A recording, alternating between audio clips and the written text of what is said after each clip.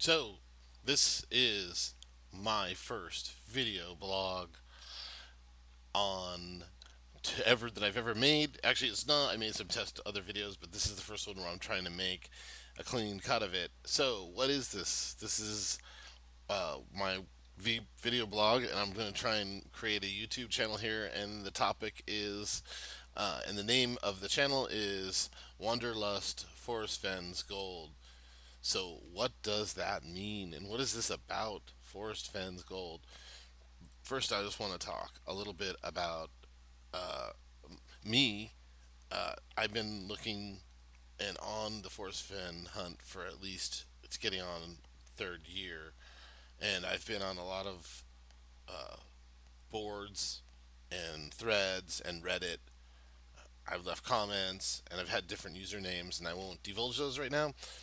So, at this point, I just wanted to. I often felt that I would have an opinion or something to say on threads, and I wanted a different venue and wanted to see if I could grow a channel. So that's what this is about. And it also, I wanted to be able to provide a more rich experience where I can provide information and video and graphics, and also I could talk to the point of views that I want to. So that's a big part of why I want to start this video, uh, or this video blog. I definitely have to admit that it is much more difficult to keep talking on a topic and try and keep it on topic than I thought it would be on my test videos. So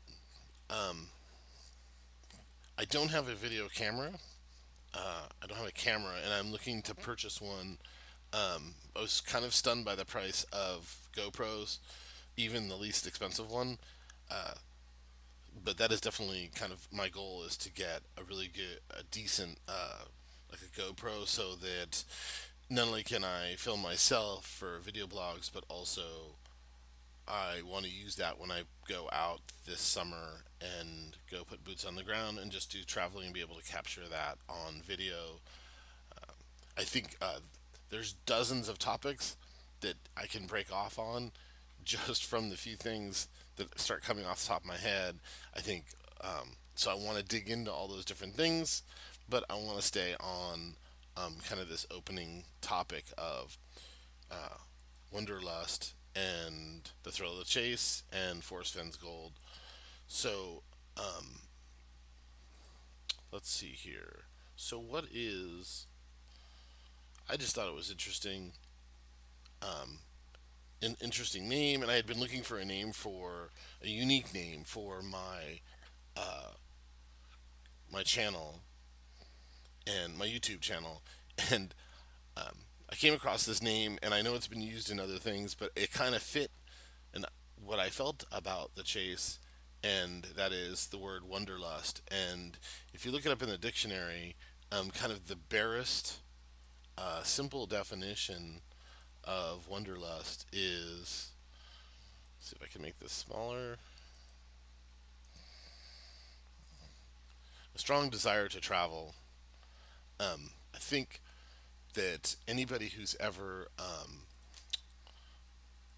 been involved with the thrill of the chase will sort of agree that that and that was kind of the core idea of the thrill of the chase from Forrest Fenn. And he even talks about that he wants people to get off their chair and off their computer. And I may do a whole nother video blog about that as well. How it has been mentioned, the irony that at the same time he wanted people to get off their chair and get out into nature, how it's resulted in thousands of people sitting at their computer for hours on end discussing, including this video, the thrill of the chase.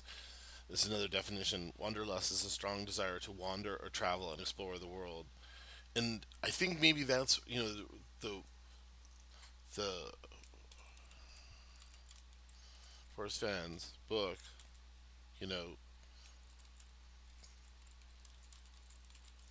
the thrill of the chase.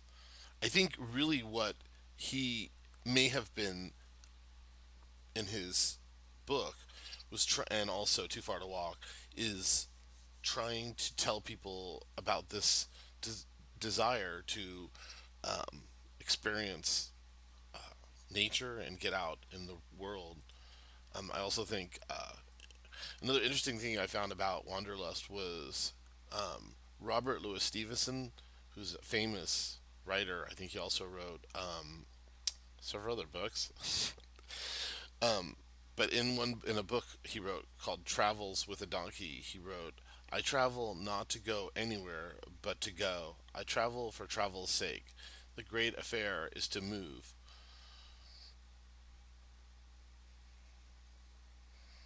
Now, the thrill of the chase is set in the Rocky Mountains. In But I still think that it's applicable. Is that it's not it's to travel, not to go anywhere, but to go. And I think the thrill of the chase definitely puts that takes the moss off people's feet and gets them off and trying to go to this place. And people come from all over to do that. And I think a lot of people come away from the thrill of the chase with that sensation of that they have this affair with just getting out and moving around like they never did before. So I think this picture might sum up, the feeling that people get when they, and or at least and maybe even an idea of what maybe Forrest Fenn or where he hid the chest. So I'll probably talk about the Wanderlust again because it's the name title of my channel, and I think I'm going to stick with that idea of, that Wanderlust is a strong desire to travel, and it definitely has that feeling of the thrill of the chase of, getting out and wanting to move around. So the next part of this is related to the actual thrill of the chase, the poem. And before I get to the poem, I mean, here are some of my experiences. If I get this actual size of, this was in Colorado, looking down a particular valley. It's just north of the San Juan National Park, and this was just a spectacular day in late May of last year, and I don't know if the picture does justice to just the massiveness of nature and the emptiness of the Rockies, and you can actually see the Rocky Mountains out here, and I believe this territory is also part of the Rocky Mountains. And I also the obsession with waterfalls. Yes, it is real when it comes to the thrill of the chase, and also for me, it took me to places where, in this place in particular, which is actually called Treasure Falls, which ironically, but this was also another amazing place to go and see, and that's where this wanderlust of Forrest Fenn's travels took me. So, that being said, that's my background here. Is got little mountains and my river. Let's look at the actual poem, "The Thrill of the Chase," and I think for a beginning video, I think it's worth it to show the poem, and I think also to perhaps, it kind of irritates me when people do read it. It's like I can read, you can find it yourself. Um, One of the things I think is important, and one of the ways that I'm going to, is to see this poem in its entirety, and I think that's like a whole nother video blog. But here it is. It's in its entirety. Forrest Fenn saying there's one, two, three, four, five, six. There's six stanzas, I guess you'd call them, and there's nine sentences, nine complete sentences, and many people feel that that's significant. Some people don't. Some people pick out specific things like where warm water halts, or just home of the brown, uh, or ever drawing nigh, and of course, in my opinion, the this sentence here. in particular the word blaze, which seems to be unendingly maybe misinterpreted, but that's for another day. So here's the poem, and if I don't blow my computer up, and here is the back page of the book. This is a reproduction image, and there's also controversy about this, that you see the shadow here projected on the Rockies and on the poem. My understanding, and I don't have copies of the book. My understanding, and oh, what a terrible thing. I'm working on getting a copy, but that on some versions of the book, you have the shadow on the on this page, and on some versions, on the where the poem is in the book, there is no shadow on that page.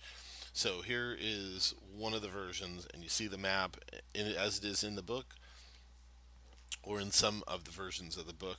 There's the same poem, and of course you see the area outlined that Forrest Fenn has referred to. It's New Mexico, Colorado, Wyoming, and Montana. Not necessarily in that order. We could read it backwards: Montana, Wyoming, Colorado, New Mexico, regardless. And you see the declination lines of degrees having to do with the what does it have to do with, with the values of and actually we need to I will go into this also in further detail about what these represent, and perhaps why they're there, if they're nothing more than decoration, and that these all these things are unending speculation. And I think I definitely have enough experience to sit down and go into each one of these things and kind of explain what people are thinking about them, what I'm thinking about them, if they're just decoration, or they're completely useless, or they have deeper meaning. So there you go.